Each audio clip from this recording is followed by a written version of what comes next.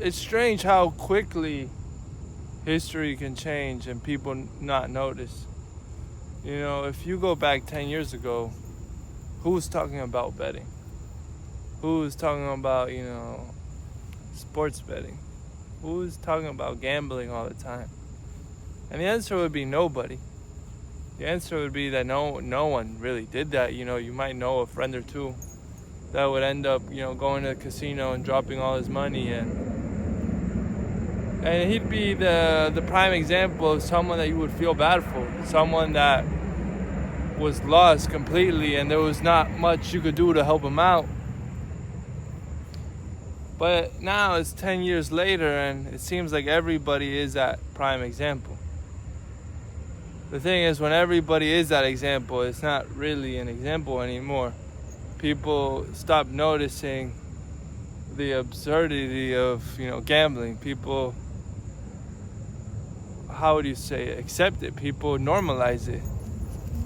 And that's not a good habit, Why should we normalize something that is a drug? Why should we normalize something that's addicting?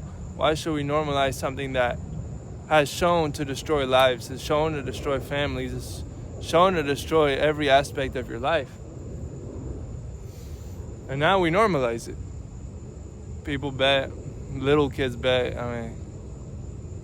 middle schoolers, high schoolers, college students. Everybody's betting.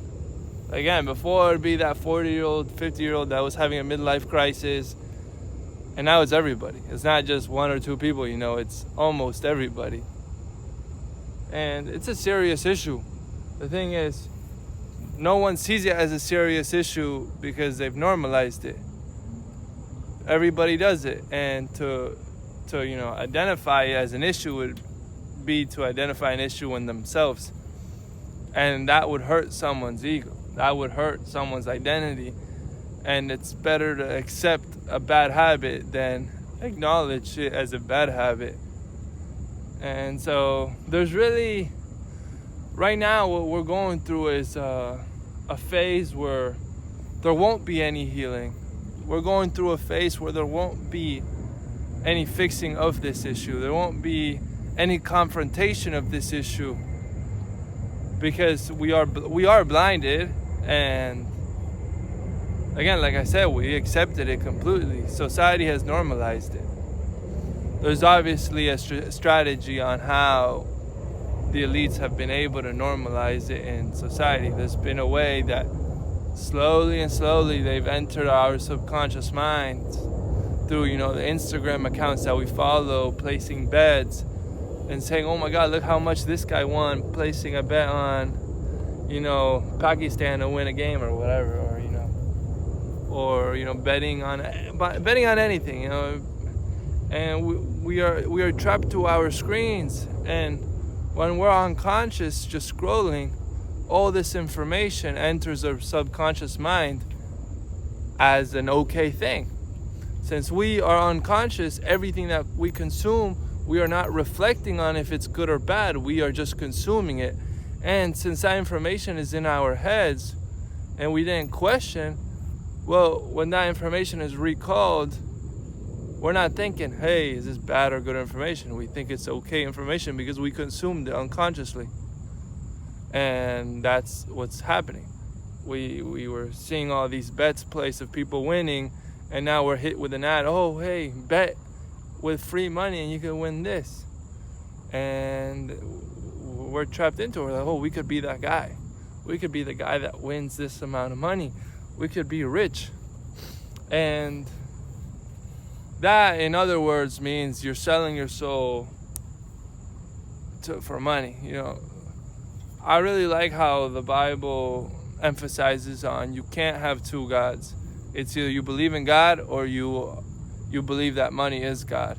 And believing that money is God is satanic. There's no other way around it. You have to obviously have a good relationship with money, but you can't believe that money is God. God will take care of you financially. God will give you the money that you need. But you cannot believe that money is God. You cannot put money at the level of God. Money will be given to you by God, but you cannot believe that money is God. And so now that we've, entrapped ourselves into betting, normalized it, we're hooked. This is not something that, we partake on it every now and then. This is something that runs our lives. One just has to hear a conversation and they'll notice that most of what's talked about is betting. Most of what's talked about is, oh, this game, oh, how much money have you made?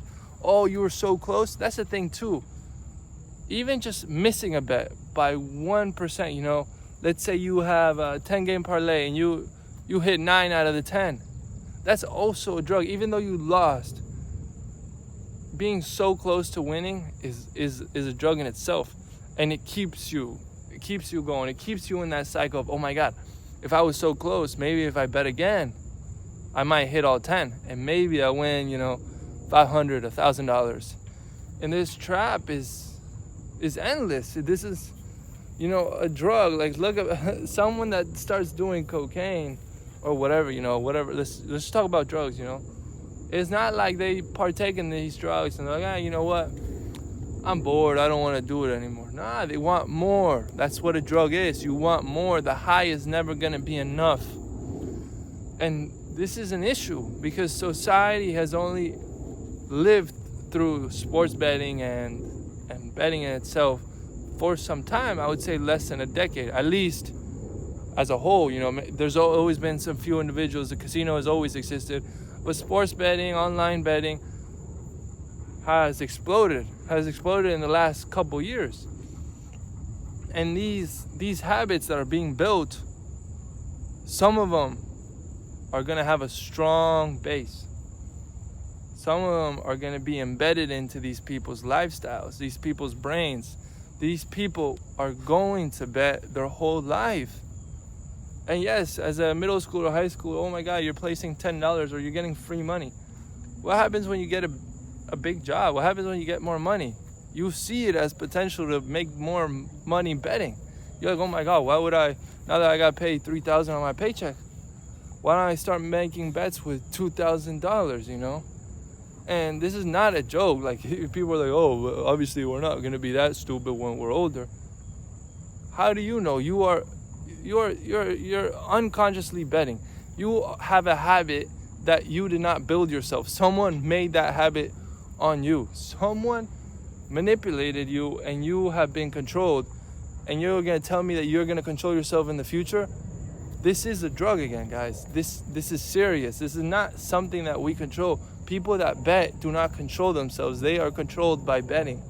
They are hooked on this. They need quick money. They need a quick fixation. They need this satisfaction. And things are getting out of hand for these people. I don't want to see people I care for go down a rabbit hole of endless betting, of, drug, because if you love betting, if you love these satisfactions, then you're also going to like anything else that helps with that. Drinking and gambling go hand in hand. Cocaine and alcohol go hand in hand. People that are consumed by a substance will consume more substances if it helps them get a high. And sports betting is a high. Sports betting is a substance. And it's just it's, what was it called? Like a gateway drug, People like to call marijuana a gateway drug. I think sports betting is a gateway drug too. Where would it lead to? I don't know, but I know the potentials are not, they don't look good for people.